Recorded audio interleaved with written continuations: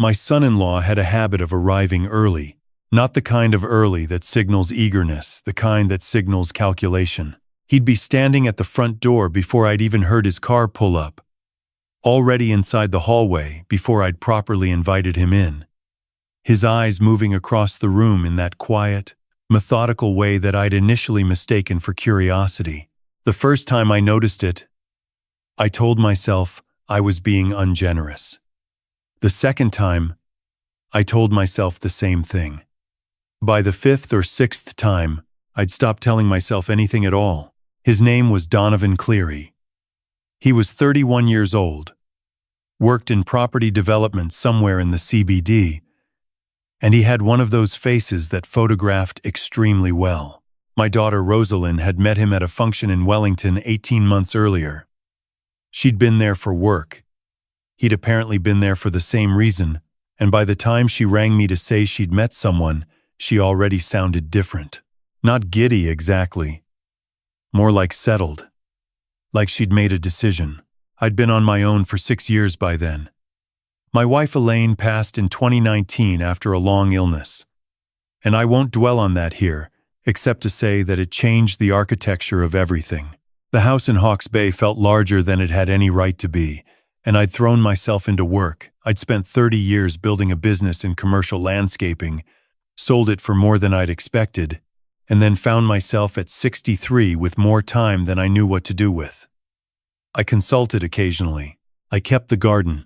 I drove up to Auckland every few months to see Rosalynn, who was 34 and doing well. She managed accounts at a mid-sized logistics firm, had a flat in Parnell that she loved, and was, by every measure I could see, genuinely content. That contentment shifted slightly when Donovan arrived in her life. Not in a bad way at first. She laughed more on the phone. She talked about restaurants I'd never heard of, and weekend trips to Waiheke. I was glad for her. A father is always glad when his daughter is glad. I met Donovan for the first time about 3 months into their relationship. Rosalynn drove down to Hawke's Bay for a long weekend and brought him with her. He shook my hand firmly, complimented the garden, helped clear the dishes after dinner without being asked. He was, by all appearances, exactly the sort of man you'd hope your daughter would bring home.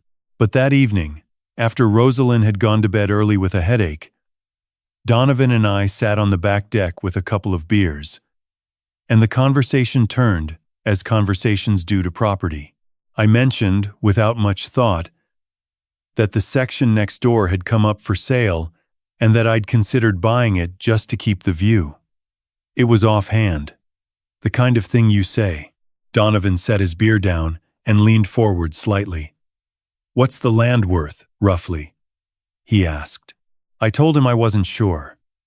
He asked a few more questions about the title, whether there were any easements, what the zoning was. I answered them without thinking much about it. And then the conversation moved on. It was only later, lying awake at midnight, that I found myself replaying it. Not because anything he'd said was wrong, just because of the way he'd asked. There was a precision to it that seemed at odds with idle curiosity. He hadn't been making conversation. He'd been taking notes. I told myself I was imagining things. The months that followed were ordinary enough. Rosalynn and Donovan became more serious. He moved into her flat in Parnell. I visited twice and found him always present, helpful, pleasant, attentive, and each time I came away feeling vaguely uneasy without being able to say exactly why. He had a way of deflecting personal questions with a kind of cheerful vagueness. Where exactly had he grown up? Around the Waikato, he said. What had his parents done? His father had been in transport, he thought. He delivered these answers as though they were complete, which made it somehow harder to ask follow-up questions. I mentioned this to my old friend Barnabas Potts once, over a meal at a place near the waterfront in Napier. Barnabas had known me since we were both in our 40s, and he had the rare quality of listening without immediately offering solutions. "What is it about him exactly?" he asked. I thought about it for a moment. "Nothing. Specifically," I said. That's the problem. Barnabas looked at me for a long moment and then said, "Your gut's not nothing." He was right. But a feeling isn't evidence. And Rosalynn was happy, and so I kept it to myself. What I didn't keep to myself, not entirely and not intentionally, was the extent of what I owned. This is the part I've had to sit with. Over the following months, in various conversations with Donovan, I'd mentioned things. The investment properties in Napier. The shares I'd retained after the business sale. The block of land I'd purchased near Taupo some years back, which had appreciated considerably. I hadn't announced these things. They'd come up naturally. Or so I thought, in conversations about rates, about market conditions, about whether Hawke's Bay would continue to grow. I realize now that those conversations were rarely as natural as they felt. Donovan had a gift for steering a discussion toward a particular shore without you ever feeling the current. They got engaged in April. Rosalynn rang me on a Tuesday evening, and I could hear it in her voice before she said the words. That particular quality of happiness that sits just slightly above the ordinary register. I congratulated her. I meant it. I asked her to describe the ring and she laughed and told me it was simple. Just a small solitaire. Because she'd told him she didn't want anything fussy. That detail, I remember thinking, was genuinely good. A man who listens to that is at least paying attention. The wedding was planned for the following February, just over 10 months away. Rosalynn wanted it small. The vineyard out at Bridge Pa, about 60 guests. A long lunch that ran into the evening. She was decisive about it, which was very like her. Donovan was, she said, happy with whatever she chose. I offered to contribute to the costs. She said she'd let me know. Eventually, at Donovan's suggestion or so, she mentioned in passing, the figure landed at $85,000, which I was to cover almost in full, because as Donovan apparently explained, his savings were currently tied up in a development that was close to settling. I said yes. Of course I said yes. It was my daughter's wedding. The unraveling began, as these things often do. Not with a dramatic discovery, but with a small domestic accident. I was visiting Auckland in October, staying in the spare room at Rosalynn's flat. It was a Saturday morning, and she'd gone out early to meet a friend for coffee. Donovan was still home. I came into the kitchen to make tea and found his laptop open on the bench. He'd clearly stepped away for a moment, and on the screen, in a document that wasn't minimized, I saw my name. Not my full name, just my first name, Hadley, and next to it, in a column, a figure that I recognized immediately. It was the approximate value of my investment portfolio. Beside it were other figures, the Napier properties, the Taupo land. An estimate of the business sale proceeds that was, I noted, reasonably accurate. There was a second column next to it. It had a heading I had to read twice before I believed it. The heading said, Nursing Facility Timeline. I heard him coming back down the hallway, and I stepped back from the bench and picked up the kettle. My hands were entirely steady. I do not know how. We made small talk for 10 minutes, and then I told him I'd forgotten I had a call to make and went back to the spare room and sat on the edge of the bed. I am not a man who panics. 30 years of business teaches you to separate the thing you're feeling from the thing you need to do next. What I felt, in that moment, was a cold, clarifying kind of dread. What I needed to do next was think. I stayed in that room for an hour. When I came out, Rosalynn was back, and the rest of the day was ordinary. A drive out to the coast, fish, and chips on the beach. Easy conversation. I was present for all of it. I noted the way Donovan put his arm around her. I noted the way she leaned into it. That night, when they'd gone to bed, I sat at the kitchen table with a glass of water and began making a list of everything I knew. What I knew was not enough. A document on a screen is not proof of intent. A column of figures with an alarming heading is not a plan, or not provably one. I needed more. I'm not going to detail everything I did over the following weeks, partly because some of it I'm not entirely proud of and partly because the details aren't the point. What I will say is that I spoke to a solicitor I trust, a man named Percival Oakes who has handled my affairs for nearly 2 decades. And I outlined what I'd seen without exaggerating it. He said very little at first, asked a few careful questions, and then said, "Before you do anything, you should know what you're actually dealing with." Through Percival, I engaged someone whose job it is to find out what public records don't immediately tell you. The man was quiet, thorough, and returned his findings inside a fortnight. Donovan Cleary's background was not what he'd described. He had grown up, not in the Waikato, but in Christchurch, the son of a woman who'd worked in hospitality. His father was not in transport. He'd been briefly in prison, some years back, for fraud. Donovan himself had no record. But there was a pattern. 3 previous relationships, each with a woman who was financially comfortable, each ending within 2 to 3 years, each leaving the woman somewhat worse off than she'd been. Nothing criminal had been established in any of these cases. Nothing had been taken outright. But there was a trail of loans not repaid, of shared accounts closed unilaterally, of assets that had somehow migrated. In one case, there was a woman in her late 60s whose family had subsequently sought legal advice. The matter had been settled quietly. I read the report 3 times. Then I rang Percival and said I needed to understand what my options were.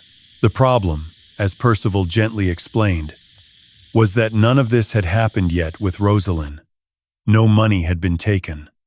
The wedding costs I'd committed to had not yet been paid in full.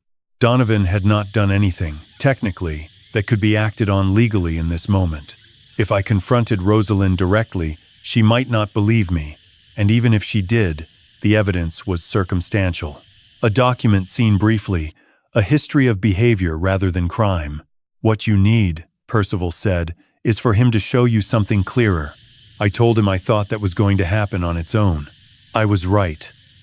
The clarity came 6 weeks before the wedding, and it came from Rosalynn herself, though she didn't know she was giving it to me. She rang on a Thursday night and mentioned, in passing, that Donovan had suggested they look at updating her will before the marriage. She said it as though it were sensible, which, in itself, is not unusual advice. What was unusual was the specific structure he'd proposed. A trust that would consolidate both their assets, administered jointly, with a particular clause about what would happen to her share of any jointly held property in the event of her incapacitation. I asked her, very carefully, whether she'd spoken to her own solicitor about this. There was a pause. Donovan said his was handling it, she said. I said that sounded like a lot of trust in one firm. Another pause. Longer this time. I suppose, she said. When you put it like that, I didn't push further. But after we hung up, I sat for a long while thinking about the word incapacitation and what it was doing in a will proposed for a healthy 34-year-old woman. Then I thought about the nursing facility column. Then I thought about my own age and what I was worth and how I must have looked to a man who had done this before. I rang Percival in the morning and told him what I knew and what I suspected and what I was prepared to do. The wedding was at the Vineyard on a Saturday in late February. It was a genuinely beautiful day, that particular Hawke's Bay quality of light in late summer. Everything golden and a little hazy. I'd been to the venue the week before to help with some of the setup. And standing there in the morning with the marquee going up and the vines green behind it, I'd had a moment of hoping I was wrong about everything. I was not wrong about everything. Rosalynn walked toward me across the grass about 40 minutes before the ceremony was due to start. She was in her dress, simple, ivory, exactly her, and she looked more like her mother than I'd ever seen her look before, and it took everything I had to keep my face still. She hugged me, and then she stepped back, and she looked at me for a moment with an expression I can only describe as complicated. "Dad," she said, "I need to tell you something." I waited. I found a message, she said, on his phone. 3 days ago. She looked down at the grass and then back up at me. I didn't know what to do with it. I said, "Tell me," she told me. The message was to someone she didn't recognize, a man by the name, and it was brief. Hadley sorted. Wills being done this week. Should have access within the year.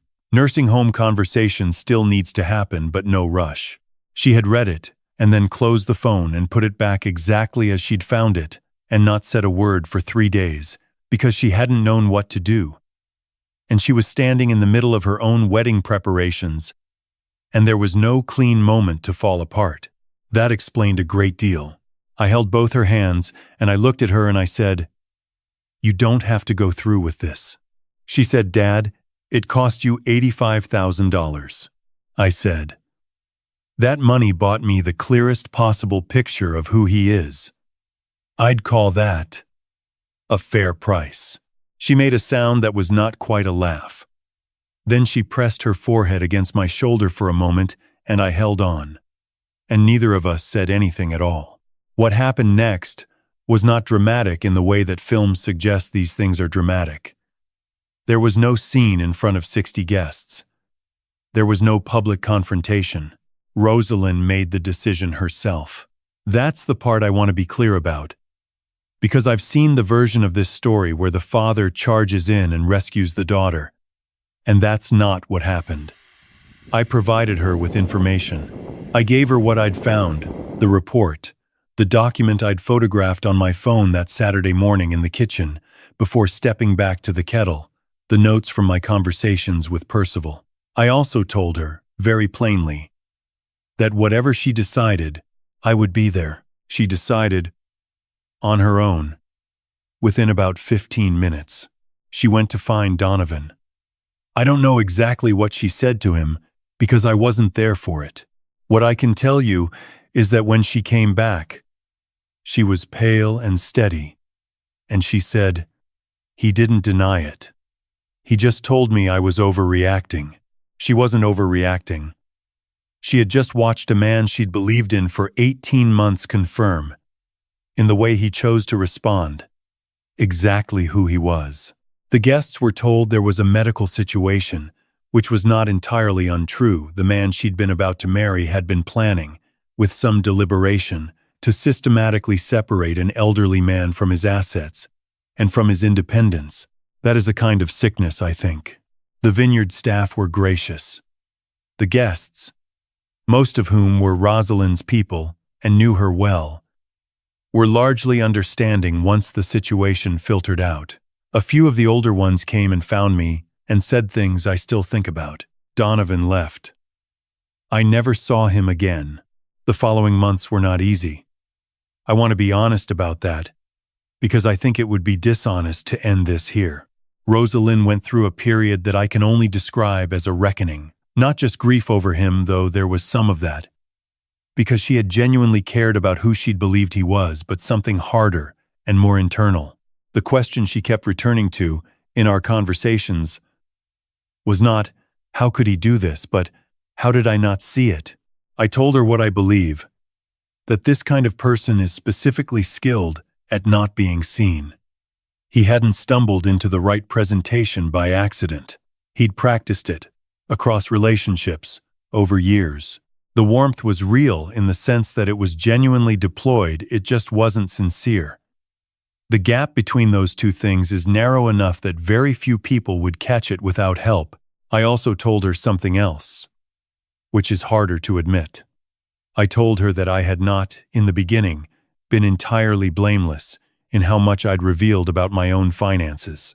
Not because it was my fault, it wasn't, but because I'd been incautious in a way that had created opportunity. I'd mentioned the Taupo land because I was proud of it. I'd talked about the portfolio because the conversation seemed natural. I'd mistaken his interest for curiosity, because curiosity is a quality I admire. That conversation was uncomfortable, but it was real, and I think it was necessary. She's doing well now. She's still in the flat in Parnell. She got a different solicitor and made sure her own affairs were properly structured. She started seeing someone. I've met him twice, and I will say only that he is a man who asks questions about her, not about me. The difference is immediate and obvious once you know what you're looking for. Donovan Cleary did not escape entirely unscathed, though I want to be careful about how I characterize that. Percival worked with the family of the woman in Christchurch to share information. A formal complaint was eventually made.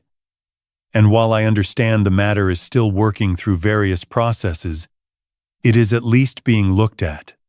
Sometimes that's the most you can ask for. I went to see Barnabas in Napier a few months after the wedding that wasn't. We sat on his deck with cold drinks, and he asked me how I was, genuinely, in the way that only old friends manage. I said I was fine. I said Rosalynn was fine. I said the money didn't bother me, and the money genuinely didn't bother me, or at least not in the way that money usually bothers people. It had done what it needed to do. Barnabas nodded slowly and said, "You know what gets me? He picked the wrong family." I thought about that for a while. He was right, I suppose. But it occurs to me that the man before us, whoever he was, probably thought the same thing. And the man before that too. Donovan had managed to find the one vulnerability in every family he'd entered. The assumption that genuine warmth is proof of genuine character. Most families have that vulnerability. It's not a weakness, exactly. It's what allows love to exist at all. But it does require, sometimes, that someone ask the harder questions alongside the easy ones. I didn't do that early enough. I trusted my unease, but not enough to act on it. That's something I carry, not as guilt, but as information. I'm 66 years old. I've built something over the course of my life, not just in the financial sense, though that's there, but in the other senses too. A reputation for doing what I said I'd do. Relationships that have lasted because they were worth lasting. A daughter who, when it mattered most, trusted me with the things she was most afraid to say. She didn't slip me a note during the ceremony. She found me before it started and told me directly, standing in the grass in her wedding dress. With 40 minutes to go. That took more courage than most people will ever be asked for. If there's anything I'd want someone to take from this story, it's not that love makes you stupid. Love doesn't make you stupid. Love makes you generous. And generosity is not a flaw. But generosity extended without discernment is something that people with bad intentions will always move toward. The warmth of a family, the willingness to welcome, to include, to trust, is one of the most beautiful things a family can have. It is also the thing that requires the most careful tending. Pay attention to the questions someone asks you. Not just what they ask, but when they ask it, and how they steer the conversation toward it. A person who is genuinely curious about you will ask about your life, your history, the things that made you who you are. A person who is curious about your circumstances will find their way to a different set of questions, and they will be patient enough that you might not notice the difference until much later. Watch, too, for the person who makes themselves indispensable before they've earned the right to be. Who is always there, always helpful, always exactly what's needed, but who deflects when you try to know them. Who meets directness with pleasantness, who is never quite accountable for the specific shape of his own past.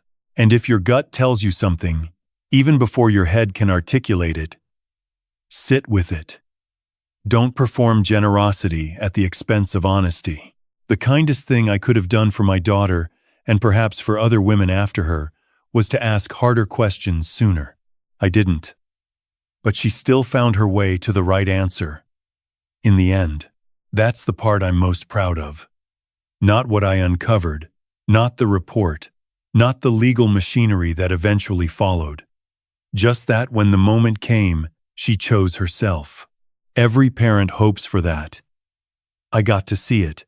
I've turned this story over in my mind more times than I can count, and the part that stays with me isn't the document I saw on that kitchen bench in Parnell, or the investigator's report, or even the moment Rosalynn stood in front of me in her wedding dress and told me what she'd found. The part that stays with me is simpler than all of that. It's the 3 days she carried it alone. She knew on a Wednesday. The wedding was Saturday. She dressed for rehearsals. She answered messages. She smiled at the right moments, and she held this thing inside her for 72 hours because she didn't know what to do with it, and she didn't want to hurt me, and she didn't want to be wrong. That's not weakness. That's a person trying to be fair, even when fairness is costing her everything. What I've come to understand, sitting with all of it now, is that the actions we take and the ones we delay have a way of compounding. Donovan spent years building a particular kind of outcome. Patient, deliberate, careful. He chose his moments. He asked the right questions in the right register. He made himself indispensable before anyone had examined his credentials. That's not chaos. That's a sustained series of choices, made consistently over time. And every choice created the next one. Eventually, that chain led him to a bench in my daughter's kitchen with a document open on his screen that he hadn't bothered to close because he'd calculated correctly that no one would look. He was wrong about that. But only just. I made choices too, and I have to own them. I was proud of what I'd built, and I let that pride make me talkative in the wrong company. I trusted my instincts, but didn't act on them when acting might have cost me something socially. The awkwardness of seeming suspicious. The discomfort of being the difficult one at dinner. I chose the easier path, repeatedly, until the path ran out. That's not self-flagellation. It's just accurate. If I'd asked harder questions in the first 6 months, none of what followed would have been necessary. Rosalynn asked herself how she'd missed it. I've asked myself the same thing. I think the honest answer is that we both saw what we wanted to see, and we stopped looking once we'd seen enough to feel comfortable. That's a very human thing to do. It's also a thing that people with bad intentions rely on absolutely.